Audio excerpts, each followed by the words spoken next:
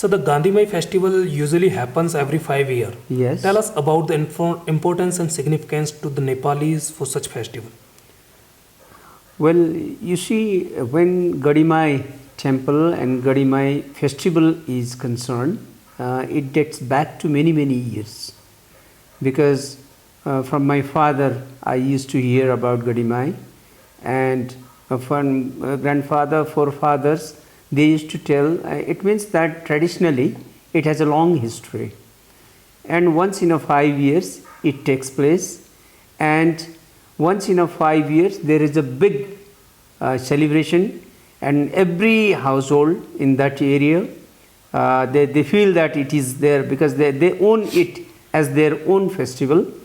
And though the temple is there, and then it is believed that goddess is there inside, and on particular day, once in a 5 years, she comes there when light itself grows, and then it is believed that at the midnight of Saptami, this is this usually falls in Saptami. We have different, you see, Krishna Janmashtami falls in Ashtami. We have Maharatri, our Navratri in Navami. Like this falls in Saptami.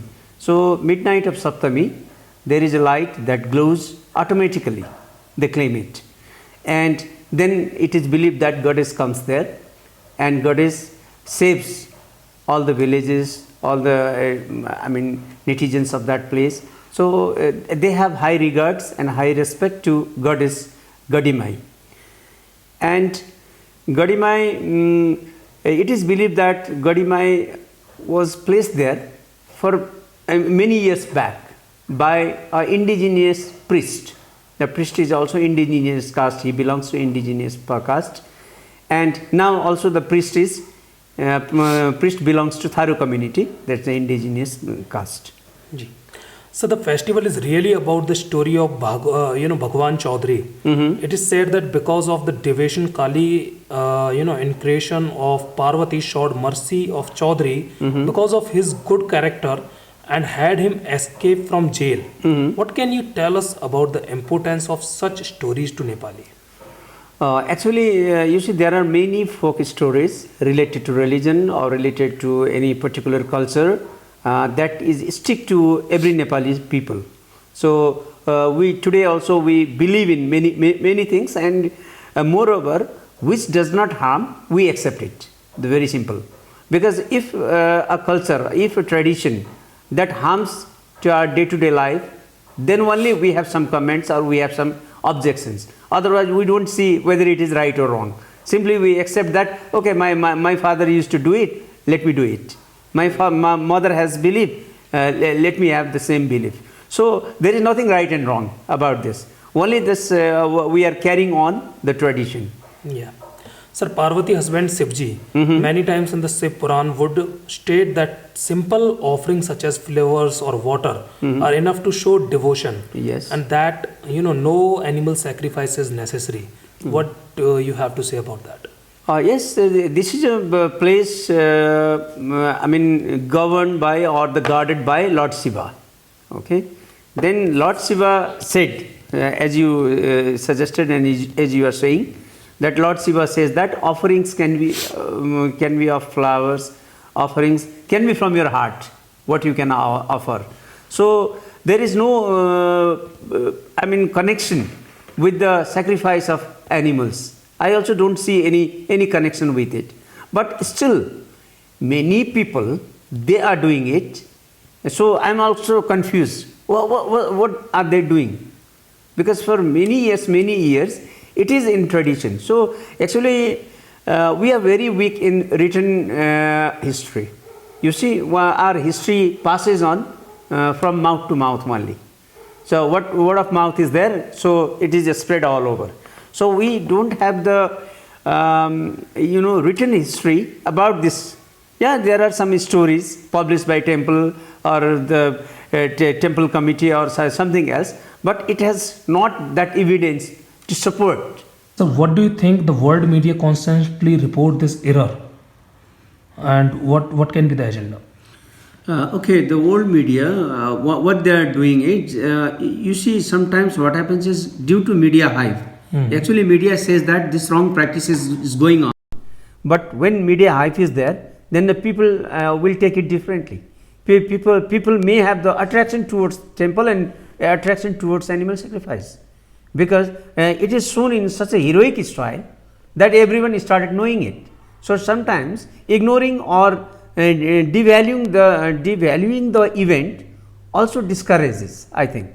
So the world media focus it, because I have seen CNN also made a story many years back, 15 years back, made a story, and even it showed the slaughtering of animals, and then in every household they started thinking, it's not thinking like that is bad, thinking that okay, we have to go there and make the offerings. So sometimes the presentation of media, we have to be very specific whether our media hive will support or disarm what we really want to do. Sir, as we know, India and Nepal has open borders. Okay, sir. So many if you'll see, animals are taking crossing the border. How can police stop this, and how can India take more actions to this? Actually, in an open border, it is next to impossible to ban and to restrict anything to come from here to there. So it is almost impossible, but we have to check. We have to check people's opinion. Actually, we have to intervene in people's opinion that why we are doing it. Yeah, you can visit Gadimai temple, you worship Gadimai temple, we are not against it, but why are you carrying this animal? And there should be strong advocacy. Advocacy not against Gadimai. If you start advocating against Gadimai, then it will be backfire. So we have to say that offerings can be this. So we can teach them. You see, they all are Hindus. They have the strong belief in Hinduism. Then they also believe in Shiva. Then Shiva's teachings has to be spread to them. Actually, the awareness is needed. And besides that, only the stopping slaughtering or animal sacrifice in temple will not stop animals from being killed or being slaughtered. You see, especially in Kathmandu, in every street you find that goats are being sacrificed every day, a number of. So the thing is that whether you can raise the vegetarian movement or not. Question is there. If you can raise vegetarian movement, you can see that many vegetarian people will go there and they will offer coconut, not animal. So the thing is that you have to start vegetarian movement first. So parallelly, one way you have to start vegetarian movement. In another way, you have to spread the teaching of Lord Shiva, Krishna, Ram, who always oppose the animal sacrifice. That teaching has to reach in their heart, so that they will not think of bringing. Otherwise, simply you will stop in border, then they will try to find, because you know the human nature. When you stop at border, then they will find another way to enter. So you cannot stop abruptly, rather you have to take your time. So you have to make a time. So if you look at the present situation in Nepali Kathmandu temples, many temples in Kathmandu, in recent years, I have seen very reduced number of sacrifices, especially in our Dasara. There is a big sacrifice in Dachin Kali. There are many temples where big sacrifices we used to see. But now it has decreased, massively. It means it is good sign that we are not doing it. And one more thing, the animals that used to be sacrificed in front of idol of god or goddess, now it is on the backyard, so that at least something they want to hide. So this is good thing. I am taking it very positively, that people have become aware not to do this type of silly things. Thank you, sir. Yeah.